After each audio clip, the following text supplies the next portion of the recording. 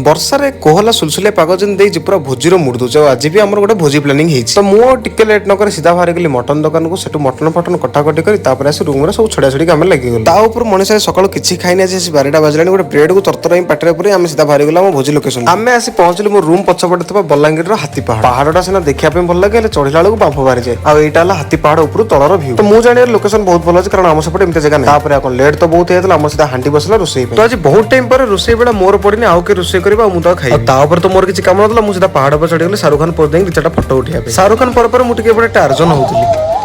ଆରେ ମୁଁ ଆସି ଦେଖିଲା ବେଳକୁ ଟମାଟୋ ପୁରା ଗୋଟା ପକେଇ ଛୁରୀ ନଥିଲା ନା କଣ ହେଇଥିଲା ମୁଁ ବି ଜାଣିନି। ତାପରେ ଆମର ଅଦା ରସୁଣ ପେଷ୍ଟ ପକେଇ ମସଲା ପୁରା ଭଲସେ କଷାକଷି କାମରେ ସେ ଲାଗିଗଲେ। ସିଏ ତ କାମ କରନ୍ତି ପାହାଡରେ ବୁଲୁ ବୁଲୁ ମୁଁ ଏ ବିଚିତ୍ର ପ୍ରକାର ଏଣ୍ଡୁଅ ଗୋଟେ ଦେଖିଲି। ଇଏ ଗୋଟେ ଛୋଟା ହେଇକିରି ଆଇଛି, ଯୋଉ କାମଟା କହିବ ହେ ମୋ ଗୋଡ ଖରାପ, ମୋ ଗୋଡ ଖରାପ, କିଛି କାମ ବାଳ କରୁନି ଏ ଟୋକା। ଏବେ ଆମର ମେନ୍ ଜିନିଷଟା ବାହାରିଲା। ମସଲା ତ ପୁରା ଭଲସେ କଷି ହେଇଗଲାଣି। ମଟନକୁ ଧୁଆ ଧୁଇ କରି ସିଧା ନେଇକରି ହାଣ୍ଡି ଦେଲି। ଏବେ ସବୁଠୁ ଟେନସନିଆ କାମ ମଟନ ସିଝିଆ ଆଉ ମଟନ କଷିଆ। ତା ଉପରେ ଆମର ଗୋଟେ ଭାଇ ମଟନ ଖାଆନ୍ତିନି, ତାଙ୍କ ପାଇଁ ମସଲା କାଢିଆ ଥିଲା ଚିକେନ ପାଇଁ। କାଢିବାକୁ ତ ମନେ ସେଟା ପରେ କଢା ହେଲା। ଆଉ ଆମେ ତ ମେନ୍ କଟକ ସାଇଡ ଛୁଆ, ଆମର ଆଳୁ ଜୀବନ। ମଟନ ପୁରା ଏବେ ଭଲସେ କଷା କଷି ହେଇକି ରେଡି। ଆଉ ମଟନ ଯୋଉଠି କଷା ହଉଛି, କଷା ଟିକେ ନ ଖାଇଲେ କଣ ଭଲ ଲାଗିବ। ଆମ ପାଇଁ କଷା କଢା ହେଲା, ଆମେ ଆଗ କଷା ଖାଇଲୁ। ମଟନ କାମ ସରିଗଲା ପରେ ତାଙ୍କ ପାଇଁ ଏବେ ଚିକେନ କଷା ହେଲା। ତାପରେ ଲାଷ୍ଟକୁ ମେନ୍ ଜିନିଷଟା ଭାତ ହେଲା। ସବୁ କାମ ସରିଗଲା ପରେ ସମସ୍ତେ ବସିଲେ ଖାଇବା ପାଇଁ। କିଏ କୋଉ ପୋଜିସନରେ ବଇଛନ୍ତି ତା ପତା ହତା ନାହିଁ, କାରଣ ପାହାଡ ଉପରେ ବସିବା ପାଇଁ ସୁବିଧା ନାହିଁ। ମୋ ପାଇଁ ତ ଏମିତି ପ୍ରୋବ୍ଲେମ ହେଲା, ମତେ ସିଧା ଧରିକିରି ହାତରେ ଖାଇବାକୁ ପଇଲା। ଖିଆ ପିଆ ଏବେ ଆମର ସଇଲା। ଆମେ ଯେମିତି ଯାଇଥିଲୁ ସେମିତି ପୁରା ଗାଡିରେ ବସିକିରି ରୁମକୁ ରିଟର୍ନ କରିଗଲୁ।